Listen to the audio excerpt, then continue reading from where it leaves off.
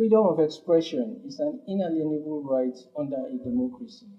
But so is the right of reply. Outgoing President of the African Development Bank, Dr. Akinwunmi Adesina, recently made a statement to the effect that Nigeria's GDP, as at 1960, when the country became independent, was better than it is today.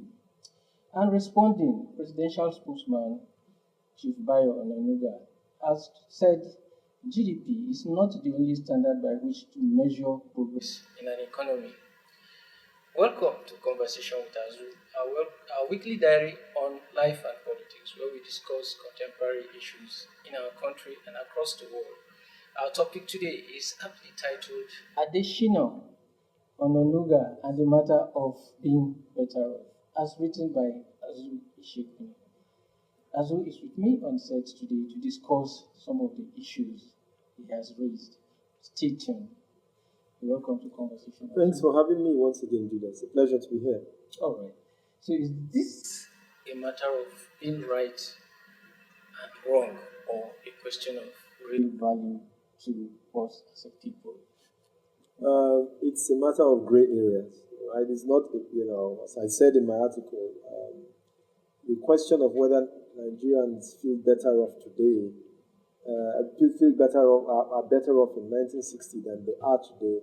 It's not clear cut. It's not a clear cut. It's not a matter that is it's clear cut in such a way that you can have a right or a yes or no answer, a right or wrong answer. It's actually the nuance about these things that I thought I should highlight in my article this week. All right. Perhaps you might know, as a journalist with over 3 decades of experience, why do political aides or politicians respond to observations about matters in the economy, especially when they sound unfavorable? Why do they take them as if it were very adverse criticism? Well, I haven't been, I've not worked in government before, so honestly I would not be able to give you, but I think that it's part of the description of the job that they do, that sometimes when statements are made or comments are made or issues arise that people who have the responsibility to speak for the government or speak for the president need clarification.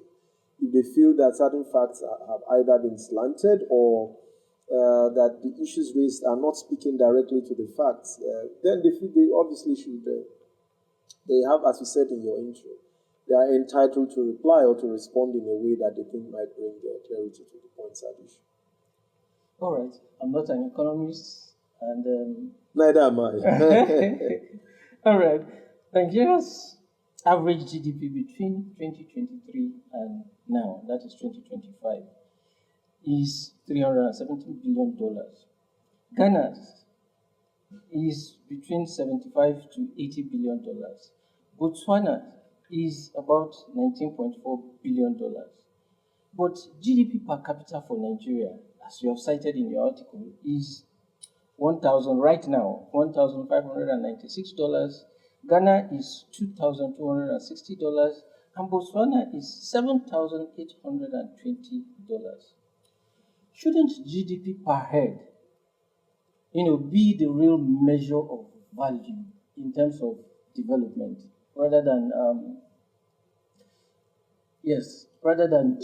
as I get your question. And I think each of the indicators measures something that is different. So the gross domestic product, or the GDP, obviously measures the total value of goods and services produced in the economy usually within a year, while the GDP per capita then divides that by the population. All right. So that is why, as you have said in your example, even though Nigeria's GDP is over 300 billion, by the time you divide that over Nigeria's 220 or 230 million population, what you get per capita, which is per head, will be far less than what obtains if you apply the same principle to either say Ghana or Botswana that you have mentioned. So each of them measures something totally different. And of course, as I argued in my article today, there are those who would argue that neither the GDP nor the GDP per capita accurately reflects the true value or quality of life as whether people are better off or not. So, but again, I mean, as I said, whatever the side of the argument you may be on, and economists are famous for being double-handed on one hand and on the other. Whichever hand of the economy, whichever handed economist you are, I do not think that up to this period, economists have found a more robust, more efficient way of measuring the size of an economy other than either using the GDP or using GDP per capita. Additional suggestions that have been made about how we might be able to measure whether we are better off or not do not mean that the world has stopped using GDP or GDP per capita as an indication of whether or not people are better off. All right, and looking at the current situation in Nigeria today, governors, states and local government, the subnationals, are receiving more in terms of revenue from the federation account than they've ever been in the history of the country.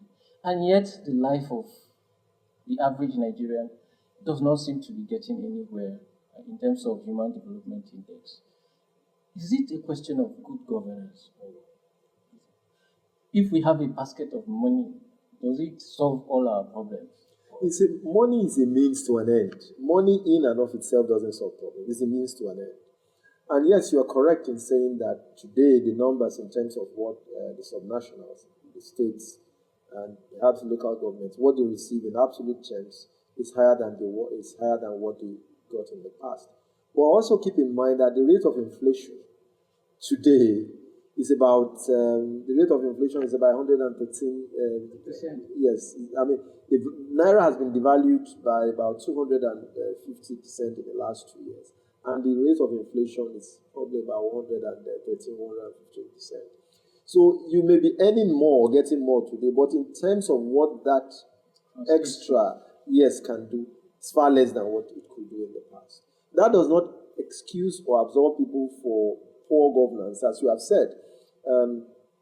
There was a book I was reading that was saying to a young man, I think it was Carlos Ancelotti, when he tried to get his first job, and it was Carlos Ancelotti, of course, the manager, the coach of Real Madrid, when he got his first job, and he wanted to earn 100,000 lira, and then he had an argument with the gentleman who was going to hire him, and the man said to him, and he quoted this in his book, Quiet Leadership, that it is not really how much you earn, but how much you save.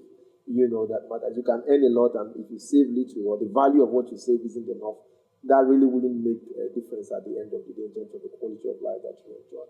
So my point really is that, yes, the states are earning more, but it's also a fact that the value of the currency today and the level of inflation is far different from what it was. Meaning that those who argue that based on GDP, neither here nor there. For example, if we were to rebase Nigeria's economy today and includes proceeds of crime, money that goes into drugs, or money that circles around the drug cartels, money that is used to pay for ransom of people that have been kidnapped, money that revolves around the prostitution industry and all of that. If you rebase all of this and flow it into the GDP of the country, does it make Nigeria? When you rebase, you see, there's also a point. Even though your GDP is going to be measured in the value of the country's currency, so whatever you do, GDP is measured in the value of the country's currency, you measure in Naira. But it is when you want to compare the GDP of one country to another that you have to convert to the dollar, which is the measure of conversion. And you would find that even if you do that, we were in a better place in terms of the measure, in terms of the actual measure.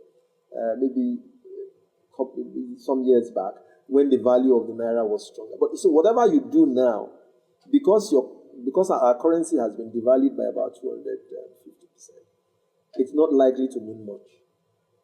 When you convert to the dollar and then compare, you're still likely going to have the same. All right, so we talk about how this reflects on quality of life. Quality of life. Yes. For instance, as you referenced in your article, former President Joe Biden, in spite of having better economic indices and having performed better for the American economy and the American society at large, was not returned to office. So how is it likely? How Nigerians feel right now likely to affect Bola Tinubu when the electioneering cycle comes again in 2 years from now? Yes, I mean, that is a question. They say, as they say in politics, one day can be a long time in politics. As indeed, 2 years will be. If one day is a long time in politics, then 2 years is indeed a very, very long time. But ultimately, that is a question that will be asked. All right. And if I just dial back to the ADB president, Dr. Akinwunmi Adesina, whose paper at the 20th anniversary of Chapel Hill, Denham, raised all of this question. He was, as you recall, at the time, the Minister of Agriculture in this country. And he promised then that he would not leave until we have cassava bread. So maybe if we had cassava bread as part of the basket, maybe the value of our, but that's just by the way. The point that Mr. Onanuga was trying to make in his response, I believe fundamentally, was that he argued that Mr. Adesina did not, judging the quality of life, or to see whether Nigerians are better off or not, solely by GDP as a measure does not cover other factors, largely factors from what you call the Human Development Index, the social infrastructure, quality of governance, and so forth and so on. And then, of course, he said in his response that Nigerians today have mobile phones, have more access to mobile phones with which they can communicate and do more business and do stuff, and better road network and all of that, which essentially he said that was not covered in Dr. Adesina's paper. But I think that I also read Dr. Adesina's paper. He covered quite a bit of that, including, in fact, he talked about power, nature of governance, and so forth and so on. But to come to your question, which is a question about whether we are better off today, isn't it, than we were, and whether at election time what people are going to ask themselves. No, we are not. When, by God's grace, when it's time to go for the general elections in the next 2 years, Nigerians are going to have to look back where they were 4 years, and look back where they would be at that time, and ask themselves, as indeed Americans ask themselves about whether they are better off.